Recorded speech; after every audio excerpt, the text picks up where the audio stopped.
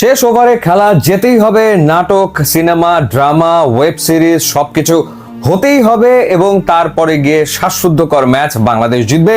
আফগানিস্তানের বিপক্ষে বাংলাদেশ সিরিজ জিতে নিল এবং সেটা নাটক করেই।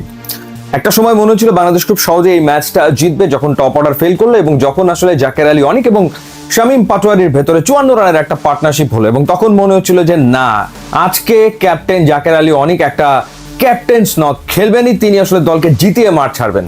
আর অনেকদিন ধরে রান না পাওয়া শামীম পাটোয়ারি তিনি আজকে ম্যাচ ফিনিশ করে আসলে মাঠ থেকে বেরোবেন। যেভাবে আসলে তারা খেলছেন, স্পেশালি শামীম পাটোয়ারি যেভাবে ব্যাট চালাচ্ছিলেন, রাশিদ খানকে যেভাবে তিনি 4 মেরেছেন বা 6 মেরেছেন, তখন মনে হচ্ছিল যে ওই পার্টনারশিপে বাংলাদেশ আসলে ম্যাচ জিতে নেবে। 80 রানে পৌঁছে গেল বাংলাদেশ, কিন্তু তখনই আবারও রাশিদ খানের বলে জাকের আলী অনিক এলবিডব্লিউ হয়ে তিনি আউট হয়ে গেলেন এবং তারপরেই আবার একটা ব্যাটিং কলাপস বলা যায় এবং সেটা চূড়ান্ত রূপ নেয়, অর্থাৎ বাংলাদেশের দর্শকদের হৃদস্পন্দনকে চূড়ায় উঠিয়ে নেয় যখন শামীম পাটোয়ারি এক অদ্ভুত শট খেলতে গেলেন নূরের বলে, অর্থাৎ রিভার্স হিট করতে গেলেন। ঠিক যেভাবে এশিয়া কাপে পাকিস্তানের বিপক্ষে ম্যাচে অপ্রয়োজনীয়ভাবে শাহিন আফ্রিদির বলে রিভার্স হিট করতে গিয়ে উইকেটটা থ্রো করে এসেছিলেন, ঠিক একই রকম ভাবে তিনি আসলে আউট হয়েছেন। তারপরেও জাকের আলী অনিকের 32 এবং শামীম হোসেন পাটোয়ারির যে 33-22 বলে, এই দুইটা ইনিংসই মূলত আসলে বাংলাদেশকে ম্যাচে রেখেছিল, কিন্তু তাদের উচিত ছিল ম্যাচ ফিনিশ করে আসা। এরকম নাটক আসলে উপহার না দিলেও পারতেন এই দুইজন। পরবর্তী সময় যথারীতি সুপার ফিনিশার বনে যাচ্ছে নুরুল হাসান সোহান। আগের ম্যাচটা তিনি জিতিয়েছেন, সম্ভবত 22 রান করেছিলেন। এই ম্যাচে তিনি 21 বলে 31 রানে অপরাজিত থাকলেন। তিনটা দুর্দান্ত ছক্কা, 2টা মেরেছেন মোহাম্মদ নবীকে, একটা 4 মেরেছেন এবং 147.61 স্ট্রাইক রেটে তিনি ব্যাট করেছেন। তখনও নাটকের বাকি। নুরুল হাসান সোহান তখন 24 রানে উইকেটে তিনি সেট। সেই অবস্থায় নাসুমের মনে হলো যে রাশিদকে 6 মারা দরকার। শেষ বলে বোল্ড হলেন, 6 মারতে গিয়ে নুরুল হাসান সোহান তাকিয়ে দেখলেন। ব্যাট করতে আসলেন সাইফুদ্দিন এসে ওমার জাইয়ের বলে 4 মারতে গেলেন। নুরুল হাসান সোহান তাকিয়ে দেখলেন এবং সাইফুদ্দিন আউট হয়ে গেলেন ওমর জাইয়ের বলে। রিশাদ হোসেন এসে ঠিক একই রকম ভাবে ছক্কা মারতে গেলেন এবং নন স্ট্রাইকিং এন্ডে থেকে সেট ব্যাটসম্যান নুরুল হাসান সোহান তাকিয়ে দেখছেন যে অন্যদিকে একের পর এক উইকেট আসলে পড়ে যাচ্ছে।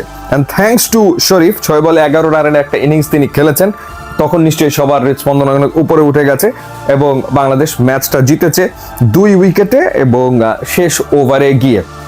সো ডেফিনেটলি মিডল অর্ডারে একটা ক্রাইসিস আছে। তাওহিদ হৃদয় খেলতে পারেননি। সৌম্য সরকার কোথায় সেটা এখনো বোঝা যাচ্ছে না। তিনি দেশে আছেন না তিনি দলের সাথে যোগ দিয়েছেন কেউ আসলে জানে না। সো সেরকম একটা অবস্থাতে আসলে বাংলাদেশের মিডল অর্ডারটা একটু ভঙ্গুর।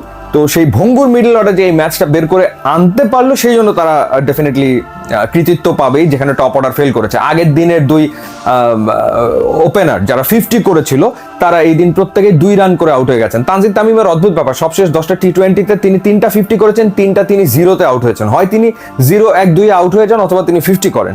পারভেজ হোসেন ইমন তিনিও আউট হয়ে গেলেন এবং যথারীতি বাংলাদেশ 2টা রিভিউ অপচয় করেছে। প্লাম এলবিডব্লিউ তারপরে ব্যাটাররা রিভিউ নিয়েছেন, কিন্তু সেইগুলো আসলে কাজে লাগেনি। যাই হোক, আর বোলিং এর ক্ষেত্রে খুবই বাংলাদেশ ভালো বল করেছে। ডিসিপ্লিন বোলিং আসলে ছিল একমাত্র রিশাদ ছাড়া। রিশাদ রান দেবে, লেগ স্পিনার রান দেবে, 45 রান দিয়েছেন, বাট খুব ইম্পর্টেন্ট 2টা উইকেট তিনি নিয়েছেন।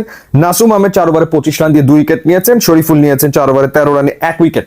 সো 2টা চেঞ্জ ছিল। তাসকিন খেলেননি, হয়তোবা তাকে ওয়ার্কলোড ম্যানেজমেন্টের কারণে রেস্ট দেওয়া হয়েছে। তানজিম সাকিবকে রেস্ট দেওয়া হয়েছে। শরীফুল খেলেছেন, মোহাম্মদ সাইফুদ্দিন খেলেছেন, দুজনই ফ্যান্টাস্টিক বোলিং করেছেন। শরীফুল তো 4 ওভারে 13 রানে 1 উইকেট নিয়েছেন এবং মোহাম্মদ সাইফুদ্দিন 4 ওভারে 22 রানে কোনো উইকেট নেননি। মুস্তাফিজ ওয়াজ আ বিট এক্সপেন্সিভ, 4 ওভারে 40 রান তিনি আসলে দিয়েছেন। সো ওভারঅল গুড ম্যাচ, মানে ফুল অফ এন্টারটেইনমেন্ট, এটা নিয়ে কোনো সন্দেহ আসলে নাই। জমজমাট ক্রিকেট হয়েছে, প্রতিদ্বন্দ্বিতামূলক ক্রিকেট হয়েছে, কিন্তু মানসিক চাপ বেড়ে গিয়েছিল বাংলাদেশের ফ্যানদের, কোনো সন্দেহ এ ব্যাপারে নাই। তো যাই হোক, শেষমেশ বাংলাদেশ সিরিজ জিতেছে। টানা 4টা সিরিজ বাংলাদেশ টি20তে জিতলো। শ্রীলঙ্কা, পাকিস্তান, নেদারল্যান্ডস এবং আফগানিস্তানকে টি20 সিরিজে হারালো। সো অভিনন্দন বাংলাদেশ দলকে। এবং একই সাথে এই জয়ের ফলে হেড টু হেডে বাংলাদেশ আফগানিস্তানকে পেছনে ফেললো। টি20তে বাংলাদেশ আফগানিস্তানের বিপক্ষে এখন 8 ম্যাচ জিতেছে, হেরেছে 7টাতে। সো দেখা যাক এবার হোয়াইট ওয়াশ বাংলাদেশ করতে পারে কিনা আফগানিস্তানকে। ইউটিউব, ইনস্টাগ্রাম লিঙ্ক দিয়ে আসে, আপনারা যোগ দিলে খুবই খুশি হবো। And thanks for watching.